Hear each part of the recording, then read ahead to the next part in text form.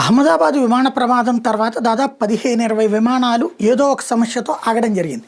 ప్రయాణికుల భయము, లేకపోతే అందులో పైలట్ యొక్క అనుమానము, లేకపోతే వేరే వేరే కారణాల వల్ల ప్రయాణాలు క్యాన్సిల్ అయినాయి.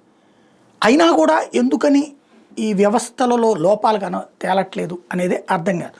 తాజాగా లుఫ్తాన్సా సంబంధించినటువంటి ఫ్లైట్ జీరో ఫ్యూయల్తో ఒక్కసారిగా కనిపించింది. అంటే ముందు ఫ్యూయల్ అక్కడ ఫస్ట్ ఏంటంటే ఫ్లైట్ దిగ్గానే ఫ్యూయల్ నింపేస్తారు. ఈవెన్ విమానం ప్రారంభం అయ్యాక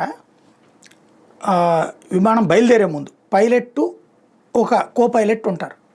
ఒక పైలట్ ఈ విమానాన్ని ముందుకు తీసుకెళ్లే వ్యవహారం చూస్తే రెండో పైలట్ కింద ఉన్న గ్రౌండ్ స్టాఫ్తో మాట్లాడతాడు. అక్కడ ఒక పట్టిక ఉంటుంది, ఫ్యూయల్ ఫుల్ ఉందా లేదా, లాక్ క్లియర్ అయిందా లేదా, అట్లాగే ఇది చెక్ చేశారా, రెక్కలు చెక్ చేశారా, ఎలక్ట్రానిక్ చెక్ చేశారా, ఇవన్నీ ఇక్కడ ఓకే అన్నాక అన్నీ క్లియరెన్స్ వచ్చాక అప్పుడు ఓకే అన్నాక అప్పుడు డోర్ క్లోజ్ చేస్తారు.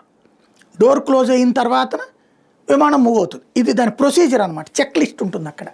ఈ చెక్ లిస్ట్ ద్వారా చూసుకుంటారు. ఆ తర్వాత కూడా మొన్న 2 ఇంజన్లు పనిచేయలేదు. అదే కుట్ర అన్నటువంటిది ఈవెన్ న్యూయార్క్ టైమ్స్ వాళ్ళు కూడా రాస్తుంది. లుఫ్తాన్సా ఇది విమానానికి కూడా ఎదురైనటువంటి ఈ సమస్యలు అసలు ఎందుకు జరుగుతున్నాయో చెక్ చేసుకోవాల్సిన అవసరం ఉంది.